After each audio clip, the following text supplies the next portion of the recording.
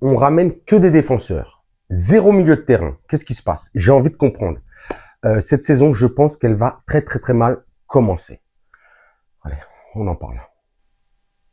Hola, hola. Bienvenue sur ma chaîne Madrid Galaxy. Aujourd'hui, petite vidéo pour parler des dernières nouvelles du Real Madrid, mais surtout parler du manque de recrutement au milieu de terrain. Mais qu'est-ce qui se passe? Qu'est-ce qui se passe? On a envie de comprendre. Cette année, on vient d'avoir là le départ de la légende Luka Modric. L'année dernière, le départ de la légende Toni Kroos. 2 ans avant, c'était le départ de Casemiro. Et qui est-ce qu'on a ramené pendant tout ce temps-là? On a ramené Camavinga, qui dernièrement revient de blessure. C'est pas ouf, c'est pas ouf. On va voir ce que ça donne. Et en plus, j'aime énormément Camavinga. Je pense que Camavinga peut énormément servir à Xabi Alonso dans énormément de compositions cette année. On a ramené Tchouaméni. Tchouaméni, on sait que ça va être c'est un des chouchous d'ailleurs de Xabi Alonso. Ça l'était déjà un des chouchous de Carleto Ancelotti. Et il y a 2 ans aussi, on a ramené Goulet et Bellingham. C'est pour ça que je me pose énormément de questions. On a perdu El Tridente, le Tridente légendaire, Casemiro, Toni Kroos, Luka Modric. Et pour l'instant, personne n'est en train de relever le défi de prendre leur place. Et ouais, c'est très, très, très inquiétant, même si, comme je viens de le dire, très beau recrutement au niveau de la défense. Cette année, ça faisait très, très, très longtemps qu'on attendait ces latéraux, qu'on attendait ce central. C'est arrivé cette année. C'est vrai que là, le Real Madrid a cassé la baraque en défense. Mais on a besoin de quelqu'un au milieu de terrain. Et qu'est-ce qu'on entend partout? Que le Real Madrid donne pour fini le mercato, en tout cas au niveau du milieu de terrain. Mais si, ça, depuis, comme je dis, là, depuis le départ de Toni Kroos, en tout cas, mais le gros problème du Real Madrid, c'est justement le milieu de terrain. On voit que c'est ce qui ne fonctionne pas. Et c'est donc ce dont on a besoin. Puisque avec cette nouvelle défense qu'il y a, franchement, respect, je suis très très confiant. Au niveau de l'attaque, on sait que Kylian, cette année, a tout cassé. Vini, je pense, va revenir à son meilleur niveau. L'arrivée de Mastantuono, qui fait énormément plaisir. Brahim, je kiffe aussi.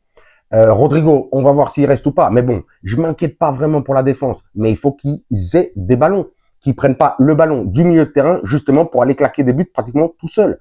Ils ont besoin d'une connexion au milieu de terrain. On en a besoin depuis plusieurs années. Et on voit qu'il n'y a pas ce renouveau au Real Madrid. Et ça, c'est ça qui m'inquiète. Vraiment. Au milieu de terrain, là, en plus, cette année-là, tout de suite, juste avant de commencer la saison, on sait que Bellingham vient de se faire opérer de l'épaule. Ça fait plaisir parce qu'il a été en bas d'un petit peu cette année. Il avait fait une super première saison. La deuxième saison, là, avec cette blessure à l'épaule, un petit peu plus tendue, mais bon, on kiffe Bellingham et tout ça, mais on va le laisser se reposer. C'est 3 mois d'arrêt. 3 mois d'arrêt. Camavinga, comme je dis, revient de blessure. On ne sait pas ce que ça va donner. C'est vrai que c'est un petit peu il peut jouer à énormément de positions, que ce soit pivot défensif, même pratiquement à la construction aussi. Il peut jouer aussi sur ce latéral gauche. Mais bon, il a joué aucune minute alors il était récupéré, soi-disant, pendant ce mondial des clubs.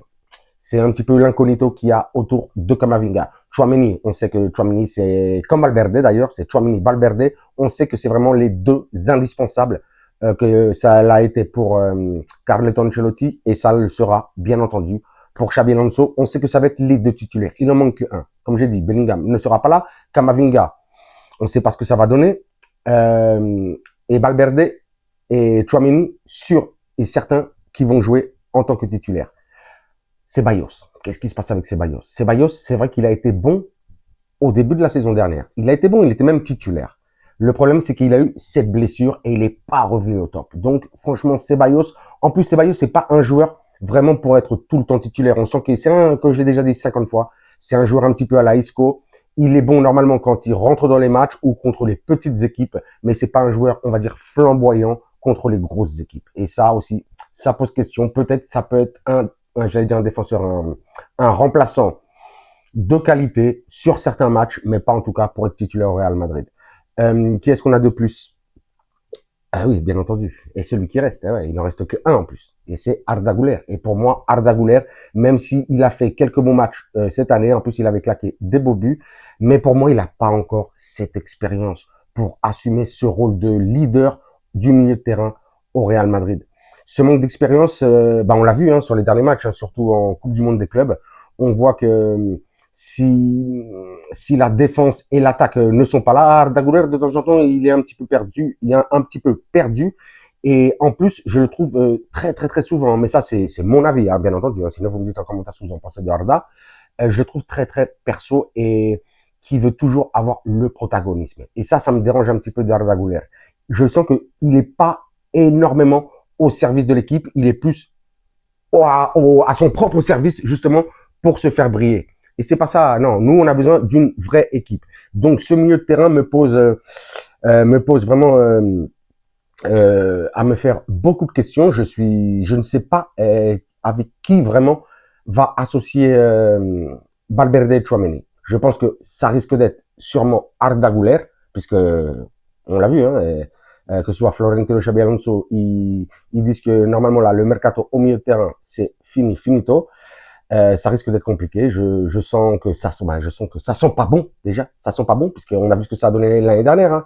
Bonne attaque, la défense, même si on a eu énormément de blessés, ça passait quand même. On sait bien, les joueurs se sont bien démerdés, mais c'est ce milieu de terrain. J'ai l'impression qu'il faut vraiment recruter, mais vraiment un autre joueur. En tout cas, un joueur avec d'autres qualités, avec peut-être, je sais pas, une autre position au milieu de terrain qui sache justement faire peut-être même le double pivot avec Tchouaméni, peut-être même laisser les rênes, j'allais dire, à Valverde, pourquoi pas? Je ne sais pas. Et sinon, moi, avant de mettre Arda Güler, si il est en forme, j'ai beaucoup aimé beaucoup de matchs de Camavinga pendant ces dernières années, même si c'est vrai que les blessures l'ont énormément affecté.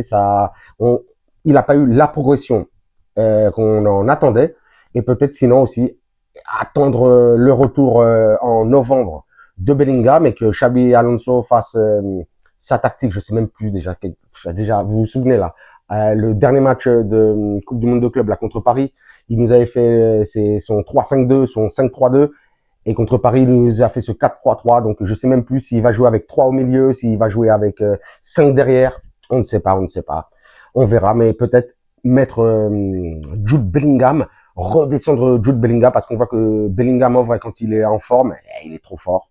Il est bon offensivement, il est bon à la construction, il est bon à la récupération. Il s'associe énormément, il fait des grilleries, il fait des tacles. Il est fort. Il fait tout. Il fait des 1-2, il fait des passements de jambes. Il attaque les défenseurs. Franchement. Donc j'espère que Xabi Alonso, bien entendu, là, je suis en train un petit peu de m'exciter, de m'énerver, mais c'est parce que je vois pas de mouvement au milieu de terrain et j'ai pas envie que ce soit le même milieu de terrain que l'année dernière, sans vraiment un milieu créatif. On veut voir de la création au milieu de terrain. Et c'est ça qui, justement, va apporter énormément aux attaquants. Ça apportera à Kylian, ça apportera à Vini. Et là, on verra encore plus de buts et de belles choses. Donc, j'attends vraiment quelque chose. J'attends un transfert. J'attends une recrue avant le début de la saison. En tout cas, avant le 30 août, si ce n'est que la saison est déjà commencée. Mais avant le 30 août, il va falloir ramener un milieu offensif, offensif, si ce n'est pas aussi offensif que ça, si ce n'est créateur. Bon, je m'arrête sur ça. Je regarde si j'ai oublié quelque chose. J'ai pas l'impression. Nous, comme j'ai déjà dit, le retour à l'entraînement, ce sera le lundi 4 août, dans une semaine et un jour. On espère que Xabi Alonso nous fasse du sale là pour cette saison. On en a besoin. On n'a pas gagné la Liga, on n'a pas gagné la Champions, on n'a pas gagné la Coupe du Roi. Bon, on a gagné 2 titres, mais on a quand même un pet flopé. Vous me dites ce que vous pensez de ce que je viens de dire dans les commentaires. Lâchez-moi des commentaires, ça me fait plaisir. Vous savez que à vos commentaires, je vous lâche des commentaires, des likes, des pouces, bien entendu. J'ai oublié, vous vous abonnez, bien entendu. Ça me fait encore plus kiffer.